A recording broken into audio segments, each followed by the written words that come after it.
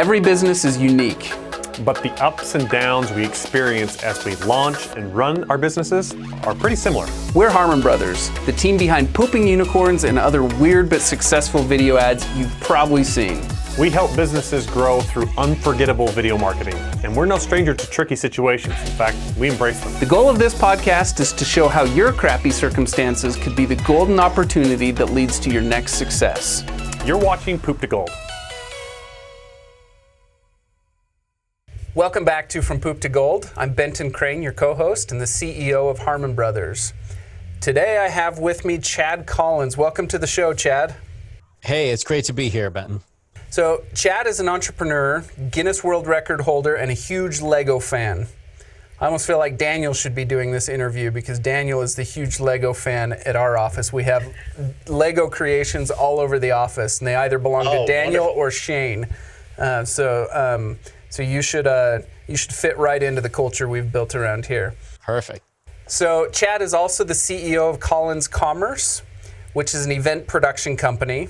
The events that Chad hosts are Brickfest Live, Lego Fan Experience, we're seeing the theme. That's right. Comic-Con for Kids, and Mind Fair. He holds the world record for selling the most tickets to an event for a single video game. Yeah, man. Minecraft. It's a pretty cool background. Thanks, man. Okay, so let's start out. Let's get an overview of your business. So it sounds like you're involved in lots of events. What does that consist of? Do you have clients? Do you just do events that you own? Give us kind of the elevator pitch. Yeah, so for the last 6 years, our primary business has been an event production company. But interestingly, it's still like we didn't wake up one day and decide, hey, we want to create events. My daughter actually asked me to create a YouTube channel with her all about Lego. So we started creating YouTube videos. We got kind of hooked on it. We started getting a lot of engagement back from the video content that we were putting out there. And we actually just wanted to go to a Lego show to create content for our channel so we could show our audience, hey, you can be in a room of people just as enthusiastic as you are about this thing. And being from the Philadelphia area, I naively thought, well, there's got to be an event that we could just hop on over to and get all this footage. Well, it turned out that that event was like several states away. We did find an event, but it was far away. And that's when the moment hit, well, hey, we kind of have this community. We have a relationship with Lego now. We have all these vendors that like send us stuff to review on our YouTube channel. Maybe if we asked everyone if they would participate in an event that we hosted, we could just do our own show. And we did that. And the first show we ever produced was April of 2014. And we had 24,000 people walk through the doors of that very first show. Wow. So you can imagine, like, obviously we knew leading up to the event that we were going to have quite a large crowd. So we needed to make some decisions along the way. Before we even opened our doors to that first show, we had already secured a second venue, started promoting a second show. And that's when you have the conversation, well, I've got this everyday 9 to 5 job that I'm happy with, but maybe this is the moment where I go for it, and this now becomes the thing that I could put all my energy into and have a huge impact at the same time.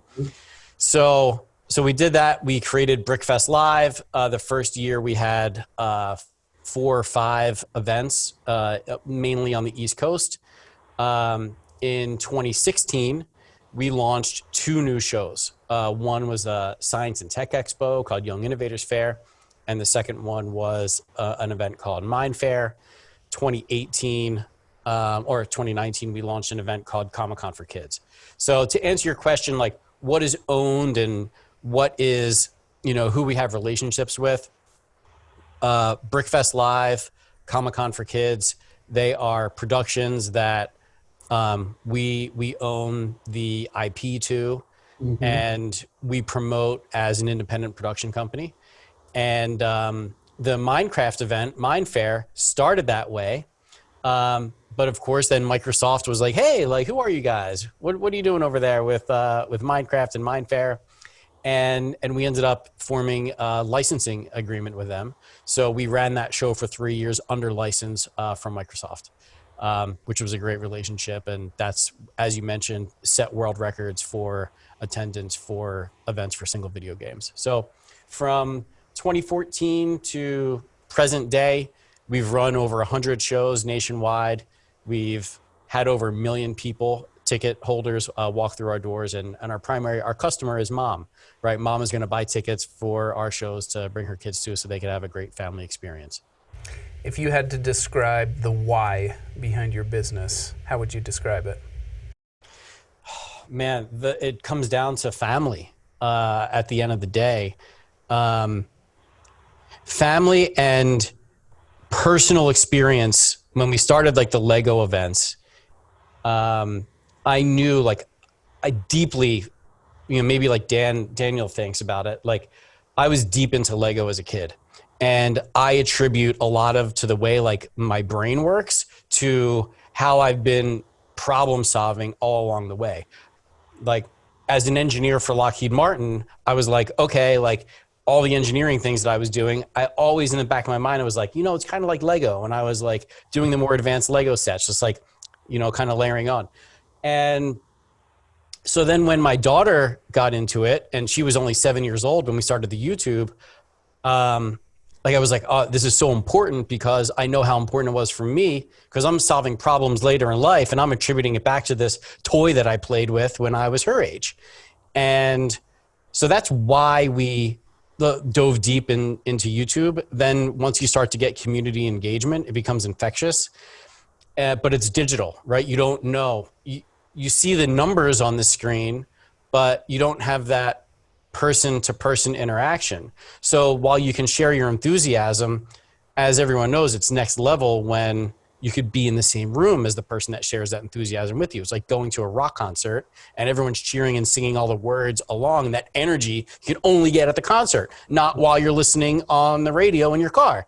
So then it was like, well, how could we amp this up? And the event just seemed like the next logical step for us. And we had the community kind of like built, like we've established ourselves as a voice in the Lego world on YouTube, which gave us the credibility we needed to go and then launch that event. Now, as an events company, tell us about what has 2020 been like? It has been poop, especially in March. So, I remember sitting on the couch next to my wife as Mark Cuban got that text on his phone and then showed to the referee, and then NBA season was paused. I remember that was March 11th. I remember March 12th being in a leadership team meeting, and in real time, major events are being canceled. The NHL suspends the season. And we, by the way, the next week, we were going to be doing a run of like 7 shows in 8 weekends across all the different brands that we talked about. And I knew we were going to have to make some serious changes, and we did very quickly. So it was a very heavy couple of weeks there in March and early April. And we've since clearly postponed all events until fall of 21.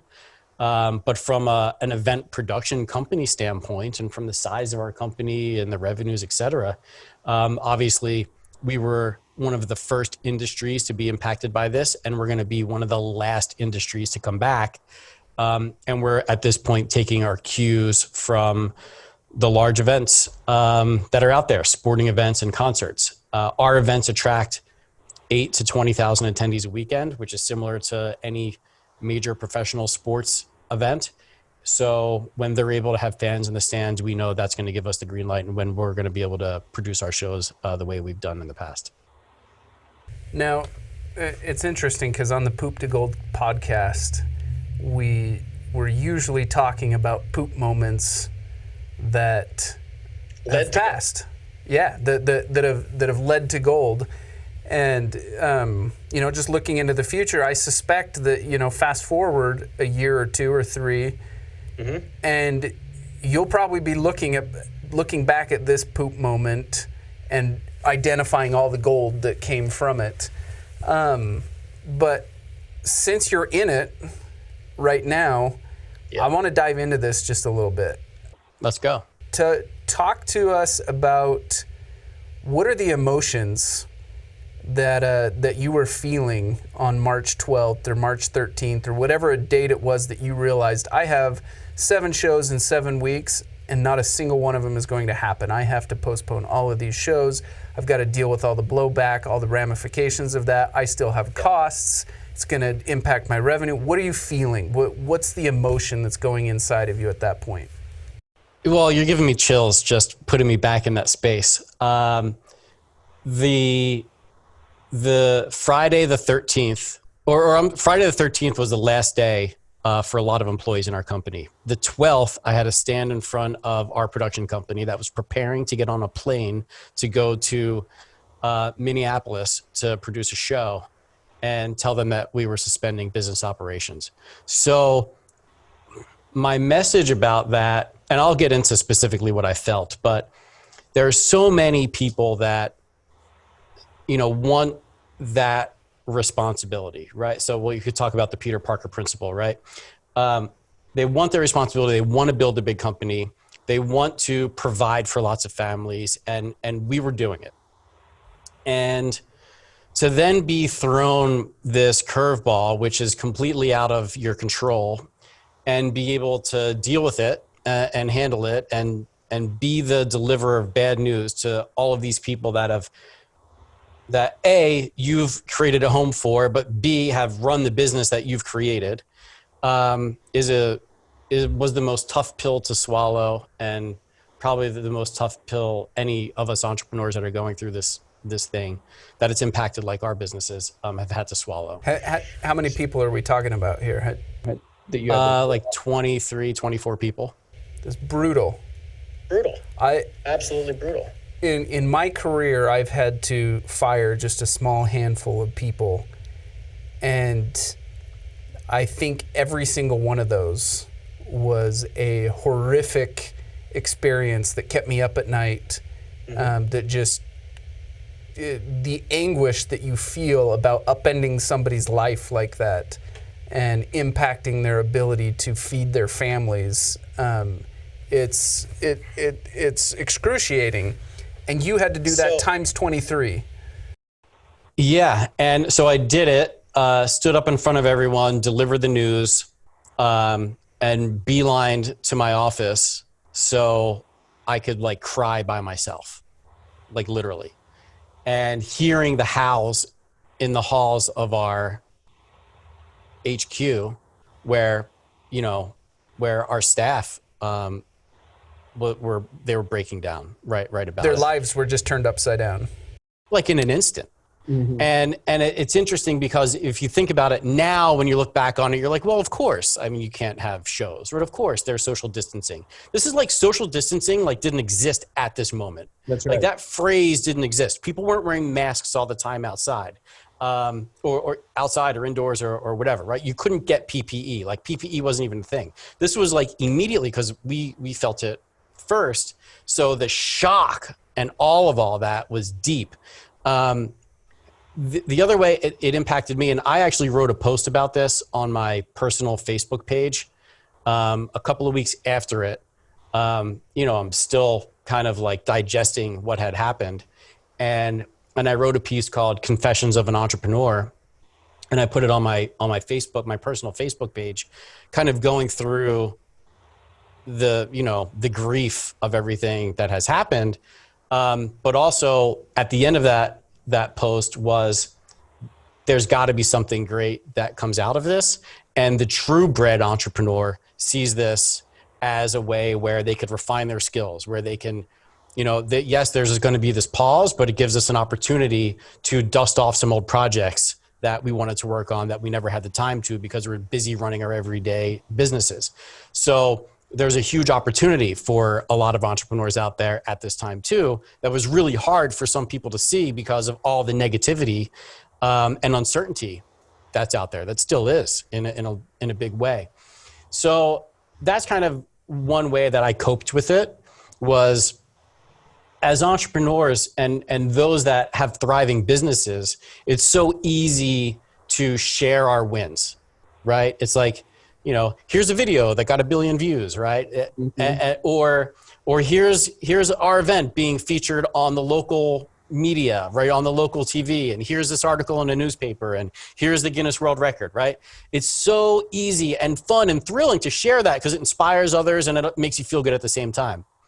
Well, I felt because I had been sharing publicly so much of the journey from literally the garage to selling out convention centers, that I had to share this part of it.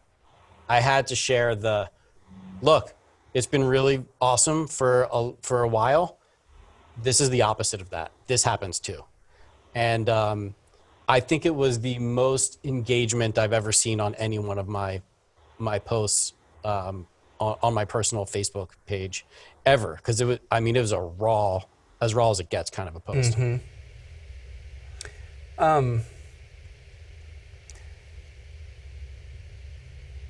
I think it's important that we touch on that just a little bit. The fact that you said that was about 10 days in that you wrote that.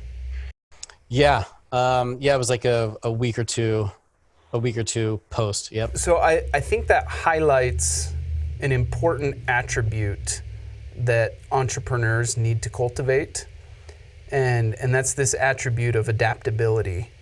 When the poop happens, because it will, it's not if, it's when.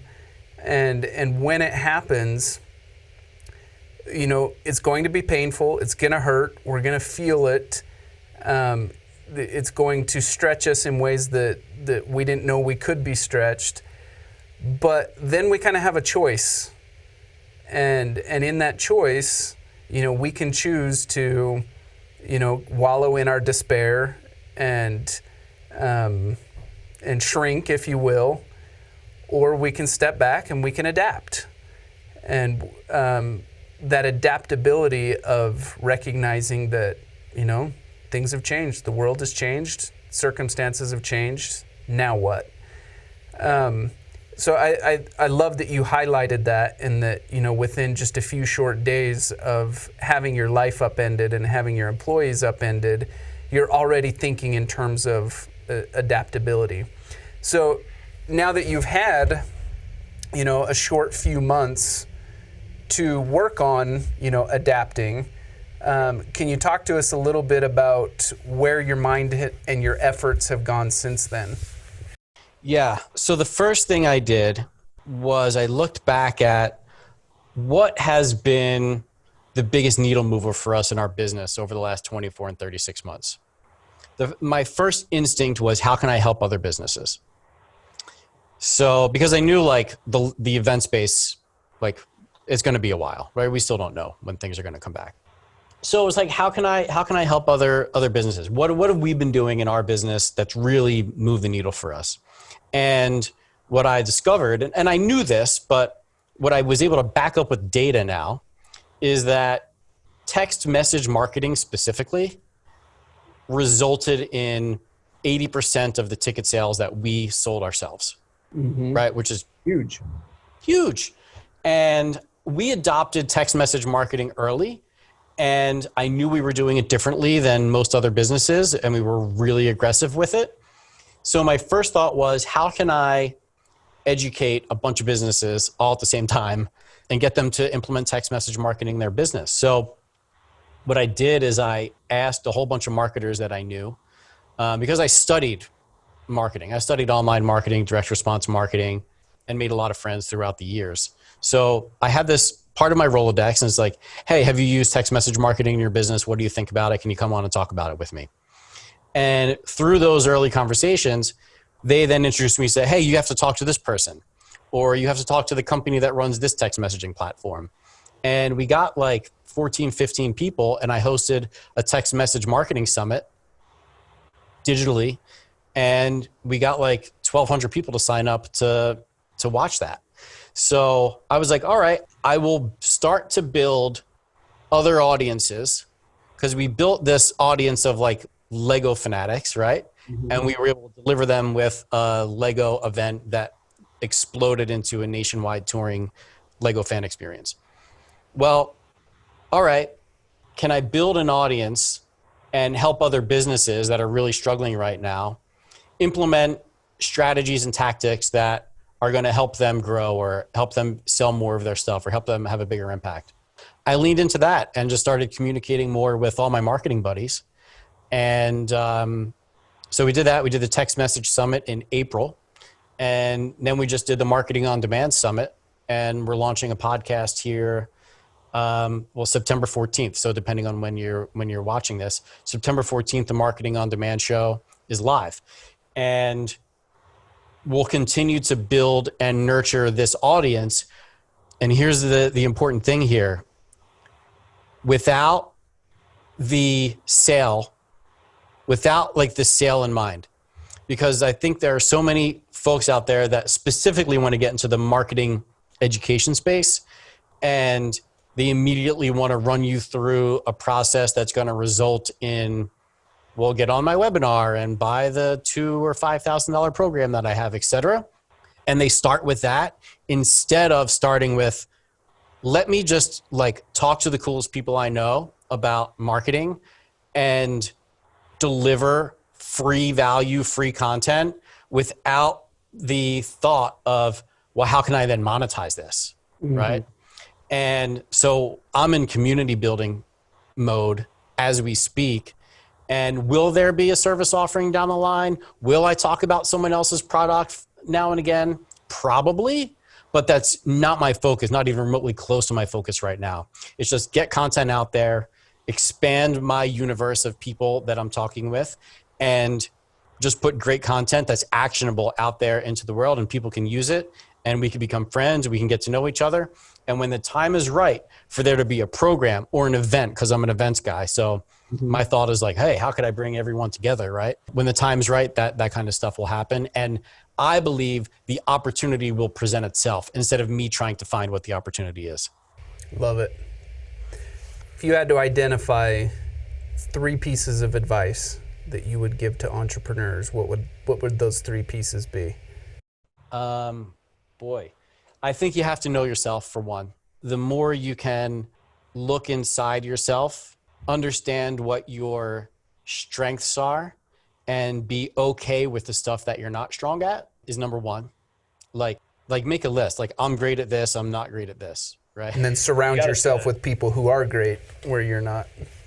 Yeah, well, that's number 2. It's like, I think all entrepreneurs are guilty of this. For years, I was like, no one can run Facebook ads like I can run Facebook ads. No one can control the traffic like I control the traffic, because as the entrepreneur, right, as the proprietor, it's your dollars when it comes to spending. Mm-hmm. So do you want to give someone else that responsibility? Well, if you create a SOP, if you create the parameters around someone that's not you can operate in, then you have to delegate that. Because if you're like me, I found if I'm in Facebook all day, well, I can't do these 12 other things that are going to help us grow, right? I can't create the next show, right? Yeah, cool. We have Brickfest Live and we're doing 10 or 15 shows a year, but I can't create Comic-Con for kids if I'm running Facebook ads. So 2 is taking the thing that you think you're really good at and no one else can do, and find the person that could do that and train them the right way and give them the parameters to operate in.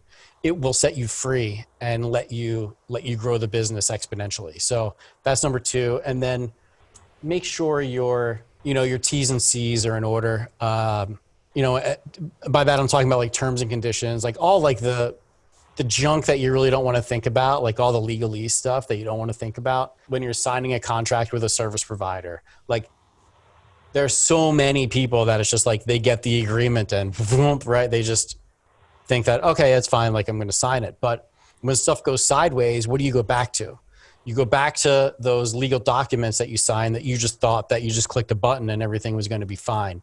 So I would have a keen eye, like if it's not you, get someone to have a keen eye on all of your agreements, and make sure that you're terms and conditions on your website or anything else that you do set you up so no one can come in later and kind of complain about something that wasn't specifically identified in the terms and conditions on your site if you're doing e-com. We're doing things like text message marketing and, and emailing and selling online. And when you implement some of those types of marketing tactics, there are actually laws that dictate to you how you can and should communicate with your customer base. And if you don't do it the right way, then stuff can get a little uncomfortable.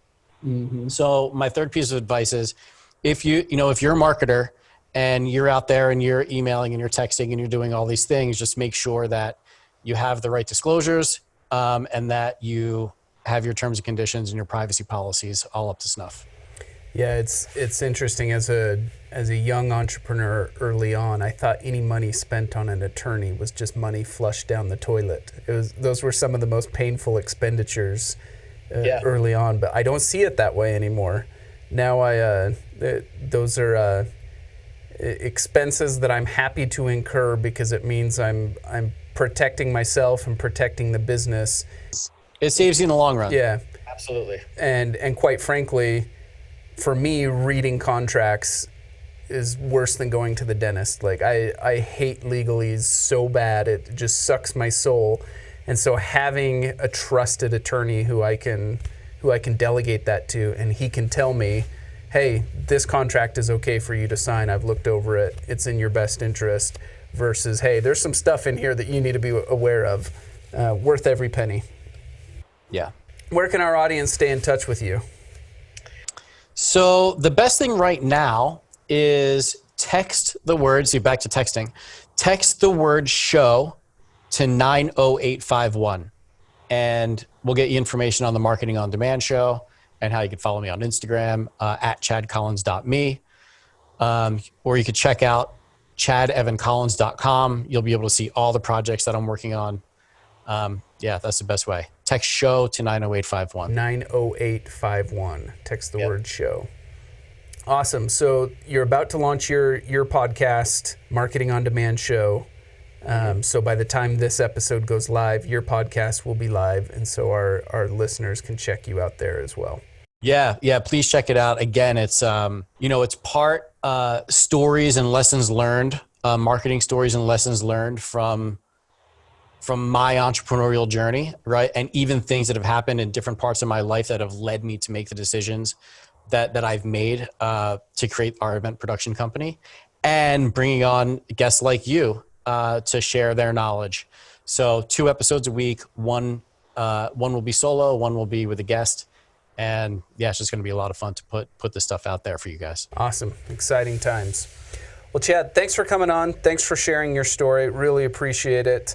For our listeners who were touched by Chad's story, reach out to him, stay in touch with him.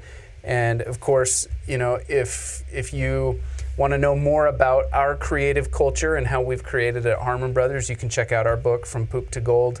And otherwise, thank you for listening. Make sure to like, share, and subscribe. We'll see you on the next one.